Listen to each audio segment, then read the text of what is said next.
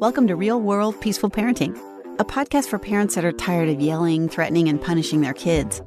Join mom and master certified parent coach Lisa Smith as she gives you actionable, step-by-step strategies that'll help you transform your household from chaos to cooperation.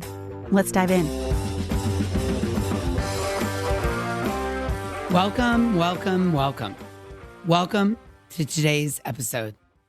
As usual, I am super excited to be with you here today, and I think you're really gonna love today's episode. This is part 2 of our discussion on the Boundaries Workshop that I hosted 2 Saturdays ago inside the Hive. In episode 220, I focused on the parent's role in setting and enforcing the limits. And today I want to focus on what often happens next. Your child's response when you set and enforce those limits. My goal is to normalize what's happening so you can stay calm and regulated when your child pushes back. I mean, do you have one of those? Do you have that kid that you swear should be a lawyer or a salesperson or a professional arguer because they push back on every limit you try to set and enforce? Yeah, I have one of those too. So I speak from experience here in what's going on. 2 Saturdays ago in the Hive workshop, we dug deep into why limits matter, what common mistakes we make as parents, and practical strategies that actually work in the real world. And you know what kept coming up again and again? Parents feeling frustrated, exhausted, and sometimes even defeated by how hard their kids push back against the limits they set. You feel that? Are you in that club? So today I want to focus on something that might actually flip your perspective on your strong-willed child. What if I told you that your child who questions everything, who negotiates every bedtime like a tiny lawyer, who says no before you even finish your sentence, is actually doing exactly what they're supposed to be doing developmentally? I mean, are you like, what, girl? What you talking about? What if their pushback isn't a sign you're failing as a parent, but actually a compliment to your parenting? Is your mind scrambled right now? I get it. Before we dive in further into this, I want to share that inside the Hive, we dig deep into important parenting topics like this one. We record these workshops and send them to our members, and then we store them in our library of resources. So they're always available when you join. Now, in today's episode, we can only scratch the surface of this important topic with limited time. But my goal today is to give you the gift of a new way to think about your child's resistance to limits. Yeah? Awesome. So let's start with the big question. I mean, why do our kids test boundaries in the first place? Well, the simple truth is that testing boundaries is developmental, not personal. Our children aren't giving us a hard time. They're having a hard time figuring out the world and how it works. I want you to think about it this way. Your kids are scientists. They're constantly experimenting with cause and effect. What happens if I don't put my shoes on when my mom asks? What if I ask for a cookie right now? What if I throw this toy? I remember when my son Malcolm was about 4 and we were at a grocery store and I'd set a limit before going in of no candy at the checkout. And in my mind, we were done with that. I told him no candy. There would be no candy and we were done. But alas, that is not what happened. When we got to the checkout, almost like right on cue, he started asking and reaching for candy. When I said no, he got louder and more insistent. He threw himself on the floor and started crying. And in that moment, I remember it clearly. It felt like he was deliberately trying to embarrass me and to manipulate me into getting what he wanted. Have you been there? I'm sure you have. But that's not what was happening at all. He was simply testing, is this limit real subconsciously? Does it hold even when I really, really, really want something? Does it hold even when we're in public? Does it hold even when I show her how upset I am? And what's really helped me over the years is to realize and remember that in that moment, he wasn't giving me a hard time. He was having a hard time learning where the edges are. I'm really passionate about this reframe for us as parents because what I understand so clearly, and I want to help you understand, is that your child's job is to push the boundaries and your job is to hold them steady. And when we understand that testing the limits is actually healthy development in action, it becomes a little easier to stay calm when they push back. Doesn't mean it's not uncomfortable and we don't have to love it or get excited about it or welcome it. But when we understand that testing limits is healthy development in action, it does help us stay calm when they push back. Let me put it to you this way. Children who push back are learning critical thinking skills. They're developing their sense of agency and autonomy within boundaries. They're figuring out that they have their own thoughts and feelings that might be different from us within boundaries. These are all valuable skills they're going to need as adults. Now, here's where it gets really interesting. When your child pushes back against your limits, it's actually a hidden compliment to your parenting. Yes, you heard me right. It's a compliment. When your child feels safe enough to disagree with you, to test your boundaries, to have a meltdown in your presence, they're telling you something incredibly important. They're saying, I trust you. I trust that your love for me isn't conditional on my compliance. I trust that you can handle my big feelings. I trust that you can let me learn the world by pushing back and finding the edges. And I trust that you'll still be there, solid and loving, even when I'm at my worst. At this point in my career, I've worked with thousands of families around the world, and many where the child is absolutely perfect at school, follows every rule, never talks back, and complies, and then comes home and falls apart. I mean, we've talked about this before. We've done many episodes on this. And when this happens, the parents are often confused. Why is he or she so well behaved for her teacher, but such a challenge for me? We were just talking about this last week in the Hive. And the answer is beautiful and heartbreaking all at once. The answer is because home is where she feels safe enough to let her guard down. Because with you, she doesn't have to hold it all together. Because she knows your love isn't dependent on perfect or good girl behavior. Now, let me share this with you. Children who never question authority, who never push back, who are always, quote, good in every situation.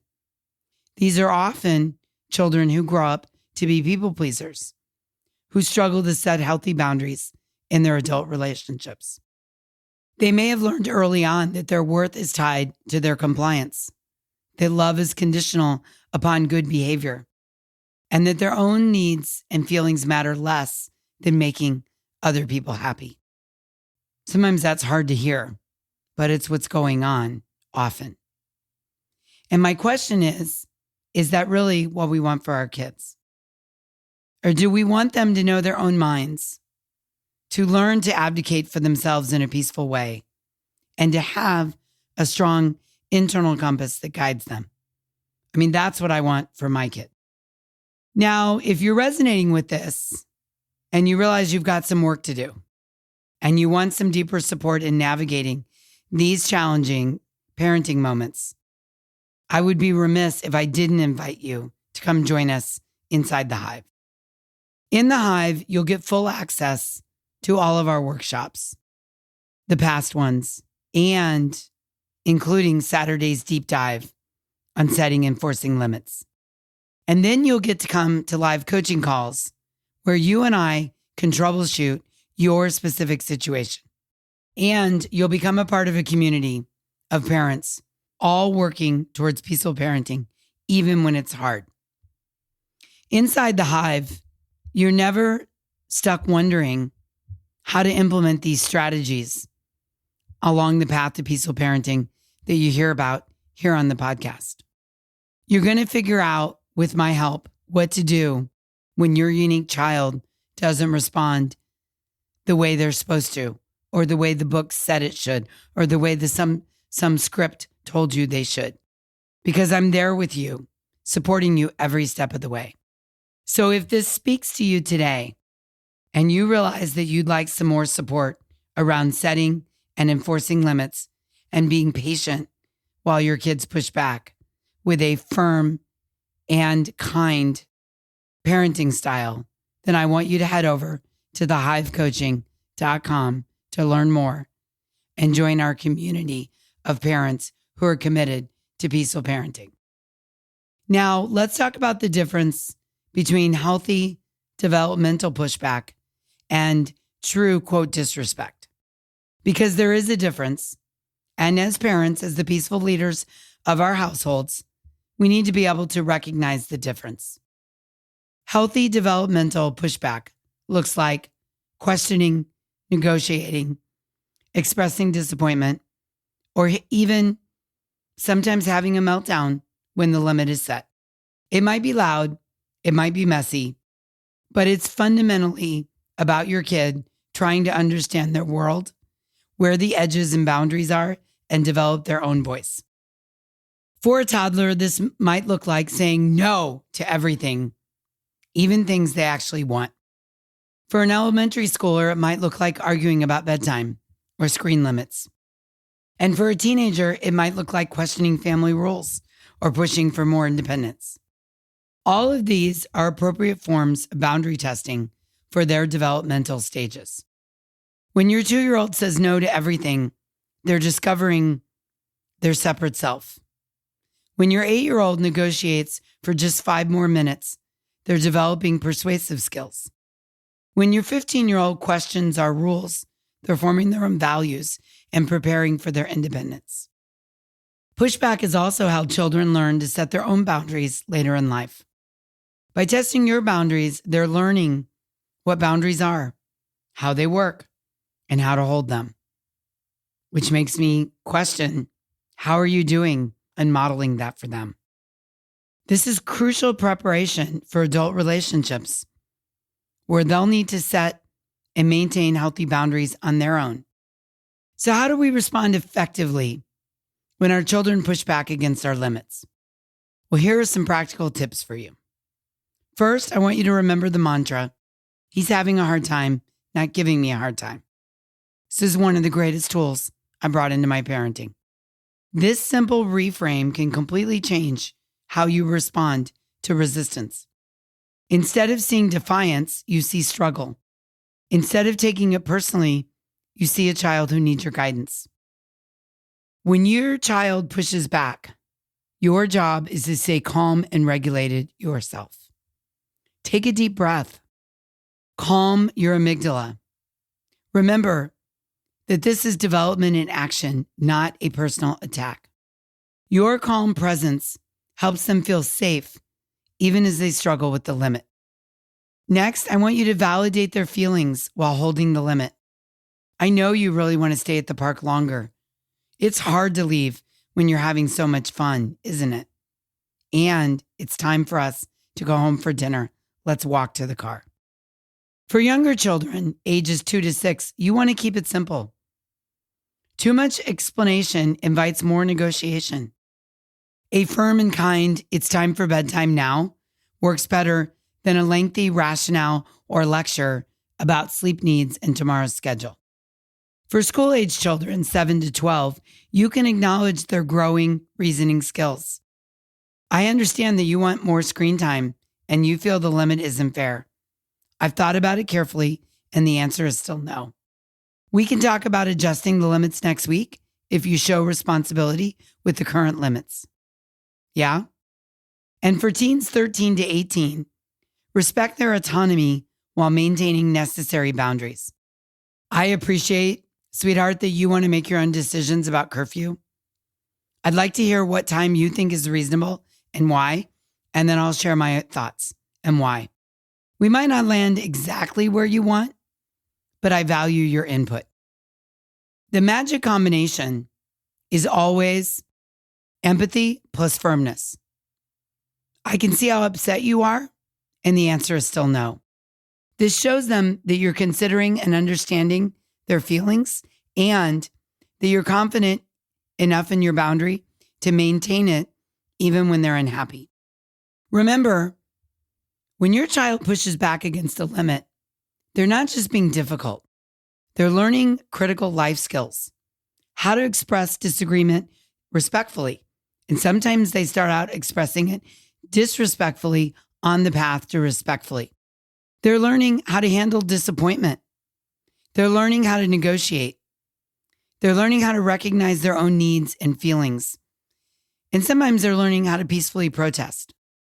All of these are skills they'll use throughout their lives in friendships, romantic relationships, team situations, and even professional settings.